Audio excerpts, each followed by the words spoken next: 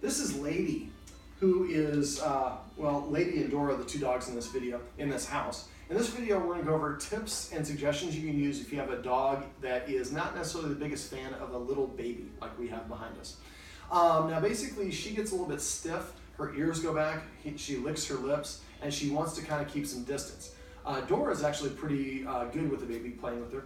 And there's nothing right or wrong with this, just some of us are more baby people than others, and same thing for dogs. Now basically, I'm going to show you how we can use some behavior adjustment training, and I'm going to also offer you some tips and suggestions of things you can do to make sure the baby has a good experience with the dog, and vice versa. So if the baby's here, she wants to stay away from it. Now for behavior adjustment training, when a dog is calm, it likes to sniff the ground. So what I'm doing here is providing a little bit of a distraction. Now the dog normally isn't this close to the baby, right? Yeah. And so now the dog is slightly distracted, and the baby can be doing whatever she wants to do. Now the dog is basically practicing not being nervous, not focusing, not being anxious when the baby's right here. Usually I do this outside on the grass. I'm putting it on the floor. I don't want to put it on the carpet. But basically, you see how she was nice and relaxed. Now she has Addison, so she has some issues with leakage. So that's what she keeps on running off for. Lady.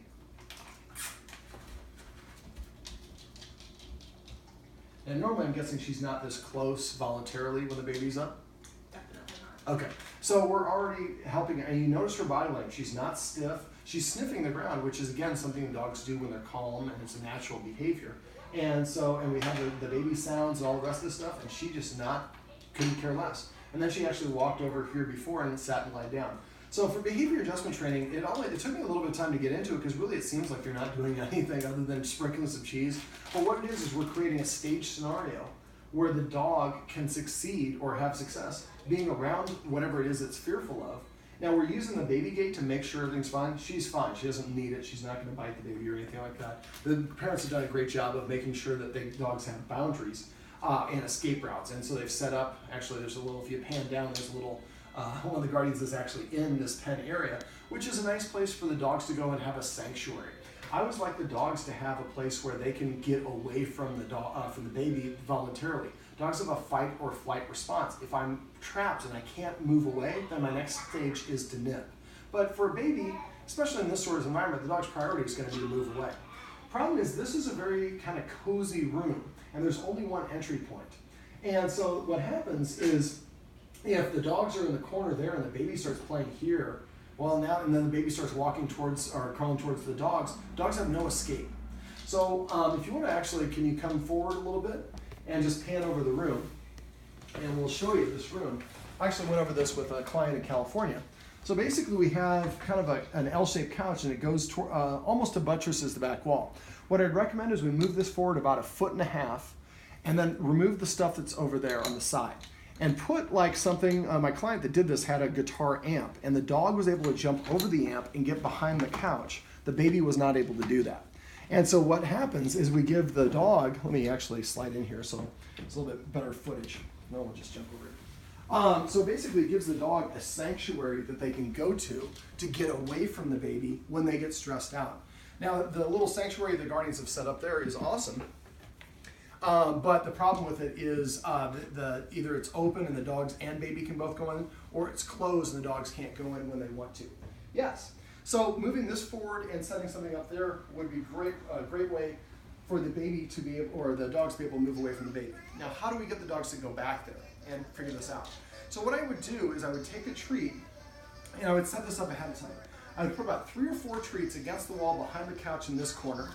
Then I'd put 1 treat here on the floor, 1 treat here on the floor, and this is all behind the couch. And then 1 on the corner there. So the couch is a little forward, so it's kind of when the dog gets in this area, they're not going to be able to see that area until they get to the corner.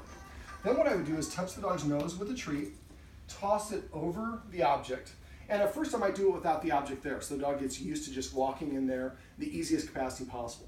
So the dog walks over, jumps over, gets the treat, and says, oh, there's no one in the corner. They walk to the corner, they get to another one, hey, there's one right there, and they turn this way, and then there's another one, and then at the end, it's what we call a jackpot. So there's a whole bunch of treats. And what I would do is come up with a word like sanctuary or Hawaii or vacation or whatever the word is. Again, I like using fun command words. So each time the dog licks up one of these treats, we're going to say vacation. So, and then at the end, it's going to lick up 4 or 5. We're going to say vacation, vacation, vacation, vacation. Then let the dog hang out there if it wants. When it comes back out, go ahead and recreate that and drop that. And I would probably do it with each dog separately since we have 2 dogs in the house, so the dogs can kind of practice this independent of one another. And after a while, we should be able to say sanctuary or whatever it is, and the dog goes over there. Now, first we're going to have a handful of treats, one treat, one treat, one treat, one in the corner, and we're going to toss one. Eventually, we just have the, and then to get there or to reduce the treats, we would basically maybe instead of having 4 there at the end, we maybe put 2 there, 1, 2, 3, and then eventually 2, and then just 1. So we gradually take away the treats, but the only treats are going to be there at the end. So that way the dog gets the motivation. And we kind of want to keep on repeating this until we can turn away from the dog and say vacation, and the dog jumps over, or it goes over there and goes back there on their own. Once you get to that point, then I would put something here that's like low, that isn't going to block the baby, but just the dog has to go over. Then something a little bit higher and a little bit higher. So we want to kind of progressively help the dog get used to jumping over something to go back here. Now this is only going to be for probably a short period of time, maybe up to a year. I'm guessing once she gets a little bit older, the dog's going to be more comfortable, lady will with her. But this way we give the dog a safe place to go to get away from the child on command. And then eventually we put something tall enough where the baby can't crawl over, but the dogs can. Now, so there's a bunch of other things that we can do. The sprinkling the cheese is always a great thing to do if we can help the dog practice, like I said, that different behavior. Now, a lot of dogs, some of the signs of stress that I saw from a lady is she was licking her lips and then practicing what we call avoidance, looking away. So if you see that she's licking her lips and the baby's nearby, we want to give her the ability to leave. Now, one of the things I went over with the Guardians is how to teach the dog to leave the room. Now, to leave the room, what I do is I simply just take a treat, touch the dog's nose, and I go to the doorway of the room. That's where I touch the nose, and then I throw it 3 feet outside the room. The dog goes outside the room, and I say the word out. Then I let the dog come back, and I repeat that, and I go to every doorway in the house and do that same ritual. Then I do every doorway in the house go in the other direction, so I'm going from, but I still say out. So out just means to leave the room. Now, that's what I normally go over with my clients, but in this case, because it's kind of cozy quarters, the Guardians might want to actually teach the dogs to go into each individual room by itself. And I'm going to go ahead and show you here with Dora. Dora. So let's say, and yeah, whatever you want to do there is fine. Hello, lady. Sit. Sit. We'll do it with one or both of them. So basically, let's say that this is the other room. What I would do is touch the dog's nose with a treat,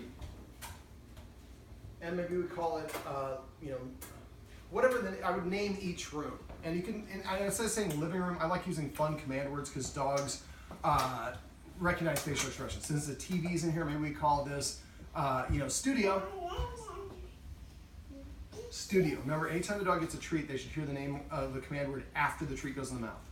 So basically what I would do is be outside this room, throw a treat in there, and when the dog comes in here, we say the word studio. And I would come up with a different room, a different name for each room in the house. So if we're in here and mom is changing poopy diapers and one dog's coming close and she can't point or articulate, she could just say kitchen, and the dog goes directly into the kitchen because we've conditioned them and trained them to go in the kitchen and motivated them by tossing the treats, letting the dog go and get the treat, and then saying the command word. Now, the second way we can do this is, then you have to be careful because we have 2 dogs and we have a little one, but basically, come here, sweetheart, is I would leave a treat on the floor, and there's one right there. I pointed it out to her. I wouldn't point it out, studio or whatever the word is. So the first way is I toss the treat and let the dog see me toss the treat. Second way is I just leave the treat in the room and observe, but don't point it out to the dog. And when the dog comes over and gets it, that's when we would say the command word. Sit. That's passive training. So this way we create command words where we can have the dog leave the room voluntarily, and if you see the dog is licking its lips and stressed about the baby, we just say kitchen, the dog gets up and moves away on its own.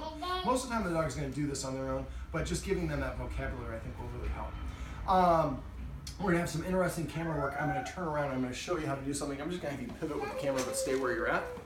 So this is we have kind of cozy quarters, and this is usually where the baby chair is. And she likes to drop food on the floor, which is pretty common for babies. Dogs become the first, and this is perfect. This will give me a chance to show you how to do it. So I'm saying that I don't want the dog to cross this line.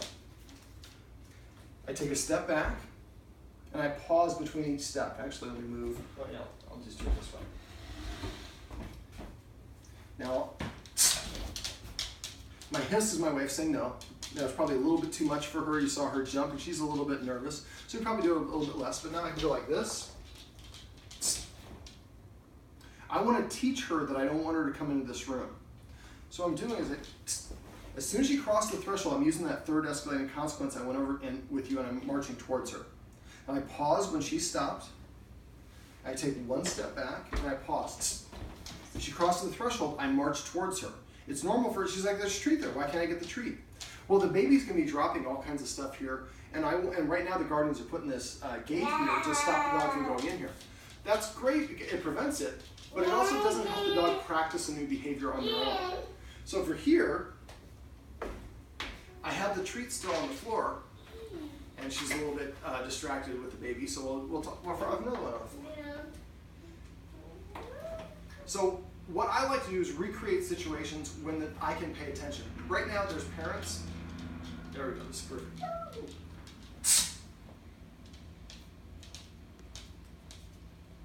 So I disagreed with her before she broke the rule. I just used the hiss. And you saw she heard it perfectly and moved away. So what I do is I usually hiss when the dog is about a foot away if they're walking towards the boundary. If they're running towards it, I might hiss to 2 or 3 feet. Now, if the dog didn't follow that command, then I would do what I was doing before and march directly at the dog. Now, this is not a super wide point, but it is somewhat have some width. If the dog keeps on trying to go around you, you might put a chair or something here to block and make this area, instead of this wide, only this wide. And again, when we're being a mom or a dad, we're paying attention to feeding the child, preparing dinner, and doing 5 or 10 other things that parents are doing. Well, you're distracted, and your attention is not going to be very good, and that's when the dog's going to come in and start trying to take it. Now, because dogs are, some human foods that we feed babies are toxic to dogs, like avocado, grapes, and raisins, and those are things that the baby is going to be apt to drop on the floor, that can make the dog sick. So teaching the dog that it needs to stay out of the room is great. Now, this is a great opportunity to practice. We can put the baby in here and feed the baby, and the baby's going to drop some stuff on the food, and we're kind of standing here, and we can correct for the dog and use this as a teachable moment. So just because the baby's dropping food doesn't mean you have permission to come in here and get it. Now, after the meal, if the mom is inclined to do so, she can come over here and pick up the raisins and the grapes and the avocado, and then she could say, cleaning crew, or whatever it is, to have the dogs come in and lick it up. So when the dogs come in, I would say cleaning crew or maid service or whatever it is, when the dogs are licking it up. And eventually that becomes the command word. The dog knows when the baby's eating, my job is to stay outside of this room, and as soon as I'm given the command, then I can come in and lick all this stuff up. Now, I practice this exercise with both dogs independently, and I'd probably start off with just dropping treats like I did here when the baby's not here. Because when the baby is here, you're going to be focused. Or maybe mom is watching the baby and the dad is doing this exercise, or vice versa. But helping the dog practice this behavior when we don't need the practice behavior is the best time. When it comes to dog behavior, most people actually teach their dog, try to teach the dog how to behave in the moment, which is the worst time to learn anything. So if we recreate this situation, drop some treats on the floor, and then have the dog practice not going in or out of the kitchen, then it's going to be much easier for the dog to self-restrain itself. And that way, the dog is doing the work for us as opposed to us doing the work for the dog. Lady, sit. This is Lady. And this is Dora, although she's not an explorer. And those are some tips and tricks you can use if you have a dog that might need a little bit of extra space from the baby.